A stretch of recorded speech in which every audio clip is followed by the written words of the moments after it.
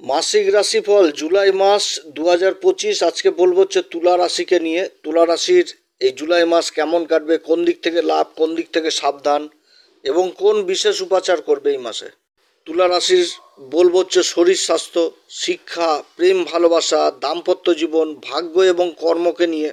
তো যাই হোক, অনুষ্ঠানটি শুরু করার আগে সমস্ত দর্শক বন্ধুদের নমস্কার জানাচ্ছি এবং তার সাথে বলবো যারা বহুদিন ধরে অনুষ্ঠান দেখছেন এখনো পর্যন্ত সাবস্ক্রাইব করেননি অবশ্যই সাবস্ক্রাইব করবেন, এই চ্যানেলের সঙ্গে থাকুন। জ্যোতিষীয় সম্পর্কিত অনেক তথ্য জানতে পারবেন। তবে আমি কোনো রকমভাবে কোনো দর্শক বন্ধুকে বিভ্রান্ত করার চেষ্টা করছি না। এটা গ্রহদের গোচরের উপরই আলোচনা করা হচ্ছে, কারো কোনো রকম ব্যক্তিগত কুষ্টি ধরা আলোচনা নয়। চন্দ্র রাশির উপরেই এটা বলা হচ্ছে।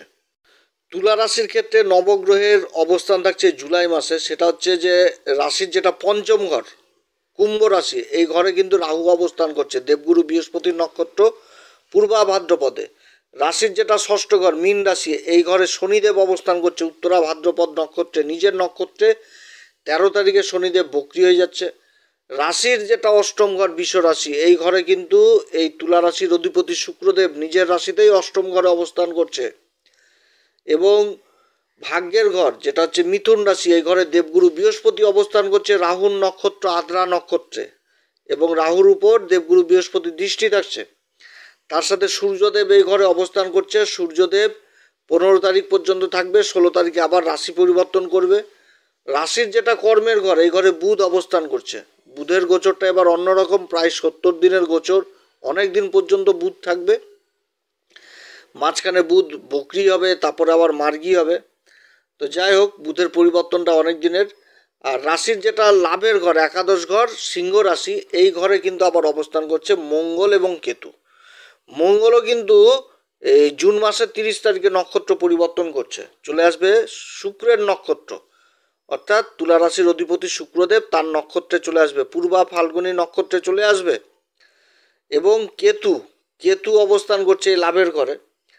তো কেতুর অবস্থানও ভালো। কেতু আবার এই মাসের, এই জুলাই মাসের 20 তারিখে নক্ষত্র পরিবর্তন করবে, তখন চলে আসবে এই তুলা রাশির অধিপতি শুক্রদেবের নক্ষত্র পূর্বা ফাল্গুনিতে।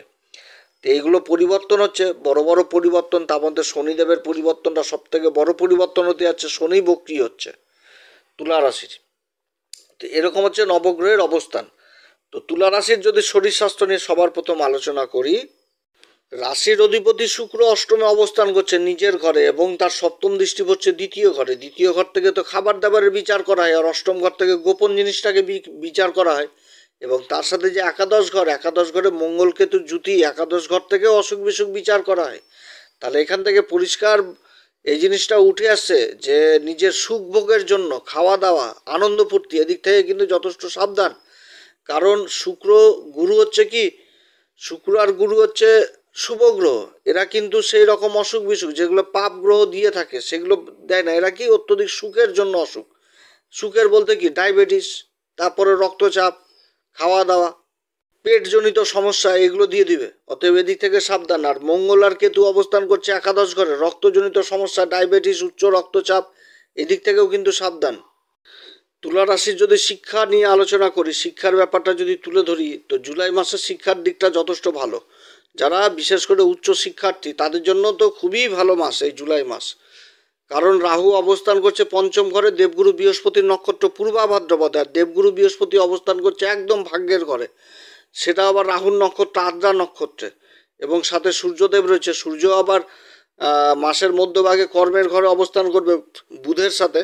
শিক্ষার ব্যাপারে যথেষ্ট ভালো, উচ্চ শিক্ষার ব্যাপারে যারা টেকনিক্যাল লাইনের সাথে রয়েছেন, সফটওয়্যার জনিত কাজের সাথে রয়েছেন, মহাকাশের কোনো কাজের সাথে রয়েছেন, গবেষণা, এই সমস্ত কাজ, সফটওয়্যার, কম্পিউটার সায়েন্স নিয়ে পড়াশোনা করছেন, তাদের জন্য যথেষ্ট ভালো। ব্যাংকিং সেক্টরে যারা কাজকর্ম করছেন তাদের জন্য করছেন তাদের জন্য ভালো।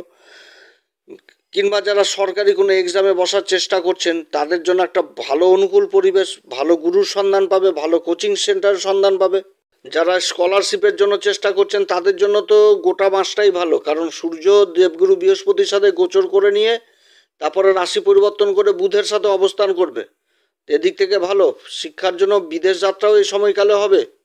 যারা গুরুর সান্নিধ্যে রয়েছেন, গুরুর কাছ থেকে বিশেষ জ্ঞান এই সময়কালে লাভ করবে। এই সমস্ত দিকেও উঠে আসছে তন্ত্রক্রিয়া, তারপরে আধ্যাত্মিক জগৎ, এই সমস্ত দিক থেকে গুরুর কাছ থেকে ভালো জ্ঞান আর আশীর্বাদ এই সময় লাভ করবে এই তুলা রাশি। তুলা রাশির ক্ষেত্রে যদি প্রেম ভালোবাসা নিয়ে বলি, তাহলে এই জুলাই মাসটা অতটা সুবিধার না। একটা ভ্রম জিনিস যথেষ্ট কাজ করবে, বন্ধু বান্ধবদের মধ্যে একটা দূরত্ব জিনিসও চলে আসবে।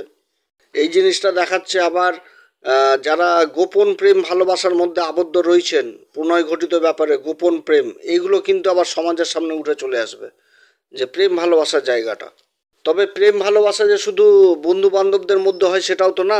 পিতামাতার উপরে তো প্রেম ভালোবাসার জায়গা নাই সন্তানের প্রতি। তো এইখানটাতেও পিতামাতারা কিন্তু যথেষ্ট দুশ্চিন্তাতে থাকবে সন্তানের এই জায়গাটা নিয়ে। কারণ সন্তানের জেদ রক্ষা করতে জীবন শেষ, এরকম হবে। তবে দায়িত্ব কর্তব্য অবশ্যই থাকবে পিতামাতার উপর, এটাও থাকবে, কিন্তু জেদ যথেষ্ট থাকবে। তুলা রাশির ক্ষেত্রে দাম্পত্য জীবন মোটের উপর ভালো থাকবে। দাম্পত্য জীবনে মঙ্গলের অবস্থান, মঙ্গল হচ্ছে সপ্তমপতি, একাদশ ঘরে অবস্থান করছে এবং তার দৃষ্টি আবার চতুর্থ দৃষ্টি নিজের রাশিতেই পড়ছে, যেটা হচ্ছে রাশির দ্বিতীয় ঘর বৃশ্চিক রাশি। তো এই সময়কাল যথেষ্ট ভালো থাকবে। তবে নিজের কথাবার্তা থেকে কিছুটা হলেও সাবধান, কারণ মঙ্গল আর কেতুর জুতিটা রয়েছে লাভের ঘরে। তো জীবনসাথীর কর্মেরও যথেষ্ট উন্নতি রয়েছে, কিন্তু নিজের কথাবার্তা থেকে যথেষ্ট সাবধান। নিজের মধ্যে একটা উগ্রতা ভাব বা অত্যধিক কনফিডেন্ট, এইগুলো কিন্তু দূরে রাখতে হবে। এবং নিজের জীবনসাথীকে অবশ্যই বুঝতে হবে এবং উভয়কে যথেষ্ট সম্মানও করতে হবে। তাহলে খুবই ভালো একটা রিলেশনশিপ তৈরি হবে এই জুলাই মাসে। তুলা রাশির ক্ষেত্রে যদি ভাগ্য আর কর্ম নিয়ে আলোচনা করি, তাহলে যথেষ্ট ভালো মাস তুলা রাশির জন্য। তুলা রাশির কারগ্রহ শনিদেব ষষ্ঠ ঘরে বক্রি হচ্ছে। আবার রাশির অধিপতি শুক্রদেব অষ্টম ঘরে অবস্থান করছে নিজের রাশিতে। আনএক্সপেক্টেড অর্থ এই সময়কালে কর্মক্ষেত্রে আনএক্সপেক্টেড, যেটা কোনো মানে কল্পনার বাইরে এরকম হতে পারে, যে যেটা আশা করা হয়নি সেরকম অর্থ কোথা থেকে হয়তো আসছে ইনকাম থেকে। এবং দেবগুরু বৃহস্পতি সূর্যের জুতি রয়েছে 15 তারিখ পর্যন্ত, এবং দেবগুরু বৃহস্পতির দৃষ্টি থাকছে রাশির উপরে। তার সাথে বুধ অবস্থান করছে আবার কর্মের ঘরে, এবং 15 তারিখের পর লাভের ঘরের অধিপতি সূর্য কর্মের ঘরে অবস্থান করবে। তো কর্মক্ষেত্রে সব দিক থেকে উন্নতির যোগ রয়েছে তুলা রাশির। বিদেশ সংক্রান্ত কাজ হবে, যারা বিদেশে যাওয়ার চেষ্টা করছেন সেই কাজগুলো যথেষ্ট ভালো হবে। তারপরে ইম্পোর্ট এক্সপোর্ট এই সমস্ত কাজগুলো যথেষ্ট ভালো হবে। সরকারি লেভেলের কাজগুলো ভালো হবে। জমি সংক্রান্ত কাজগুলো যথেষ্ট ভালো হবে। যারা জমি সংক্রান্ত কাজের সাথে যুক্ত রয়েছেন, সেল পারচেসের কাজের সাথে যুক্ত রয়েছেন, জায়গা জমি, তাদের কাজগুলো যথেষ্ট ভালো হবে। সাপোর্ট পাবে, প্রচণ্ড সাপোর্ট পাবে, কারণ গ্রহদের মানচিত্র খুবই ভালো অবস্থান। কেতু লাভের ঘরে অবস্থান করছে, একাদশ ঘরে কেতুর অবস্থান খুবই ভালো অবস্থান। মঙ্গল রয়েছে সাথে, ধনসম্পত্তির ঘরের অধিপতি মঙ্গল লাভের ঘরে অবস্থান করছে, সপ্তমপতি মঙ্গল লাভের ঘরে অবস্থান করছে। ব্যবসা বাণিজ্য সবই ভালো হবে। তবে নিজের জেদ ক্রোধ ইগো এগুলো থেকেও সাবধান। আবার কি এই মাসে আবার বিশেষ কিছু কিছু দিন আবার সাবধানও থাকতে হবে। যেমন বুধ কর্মের ঘরে অবস্থান করছে। তুলা রাশির ক্ষেত্রে বুধ তো কারক গ্রহ, ভাগ্যের ঘরের অধিপতি কর্মের ঘরে অবস্থান করছে। বুধ হচ্ছে ব্যবসার কারক, ম্যানেজমেন্টের কারক, অত্যধিক বুদ্ধি, তারপরে স্মরণশক্তি, এগুলো করে। এবার বুধ কর্মের ঘরে অবস্থান করছে, তো বুধ এখানটাতে যখনই অশ্লেষা নক্ষত্রে অবস্থান করবে তখন নিজের কর্মক্ষেত্রে একটা জেদ ইগো যথেষ্ট কাজ করবে এবং তীক্ষ্ণ থেকে তীক্ষ্ণ বুদ্ধি সম্পন্ন হবে, এটাও ঠিক।